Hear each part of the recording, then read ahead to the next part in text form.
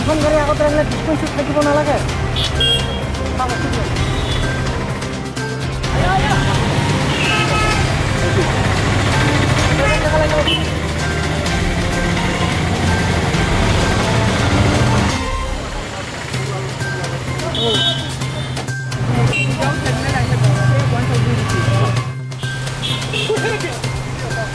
আমি চাওক মানুহবিলাকক আপোনালোকৰ চেনেলৰ যোগেদিও বহুতবাৰ আমি মানুহবিলাকক সকীয়াই দিছোঁ, সকলোকে অনুৰোধ কৰি আছোঁ, আমি হাত জোৰ কৰি কৈছোঁ যে আপোনালোকে মাস্ক পৰিধান কৰক, হেলমেট পিন্ধক, দুচকীয়া বাহন চলাওঁতে সদায় হেলমেট ব্যৱহাৰ কৰক আৰু মাস্কটো পিন্ধক। কাৰণ যিহেতু এই বেমাৰটোৰ কোনো ভেকচিন নাই, এটাই উপায় হ'ল মাস্ক আৰু ছ'চিয়েল ডিষ্টেঞ্চ।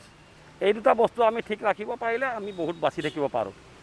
আৰু হেলমেটটোৰ ক্ষেত্ৰত বহুত ছেফ হয়, সেইটো কাৰণতে সুপ্ৰিম কোৰ্টৰ গাইডলাইন আছে, সুপ্ৰিম কোৰ্টৰ অৰ্ডাৰ আছে যে আপোনালোকে হেলমেটটো পিন্ধক। বাৰে বাৰে আমি মানুহবিলাকক বুজাই আছোঁ, সকীয়াই দি আছোঁ।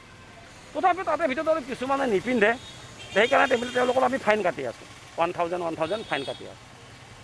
হেলমেট আৰু মাস্কৰ 1000কৈ ফাইন কাটি আছোঁ। বহুত ফাইন কাটিছোঁ আমি। যোৱা মাহতো মোটামুটি 4,42,000 ফাইন কাটিছোঁ।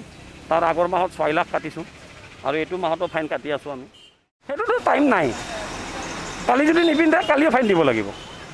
আজি পিন্ধা নাই, আজি যদি ইভিনিঙলৈকে তেওঁ যদি কোনোবাই আকৌ ধৰে ক'ৰবাত, যদি আজি ৰিচিপ্টখন চাই কোনোবাই কনচিডাৰ কৰে কৰিব পাৰে, কিন্তু তাত কোনো লেখা নাথাকে বা কোনো ভেলিডিটি নাই যে সেইখন দি চলিব পাৰিব, ভেলিডিটি নাই।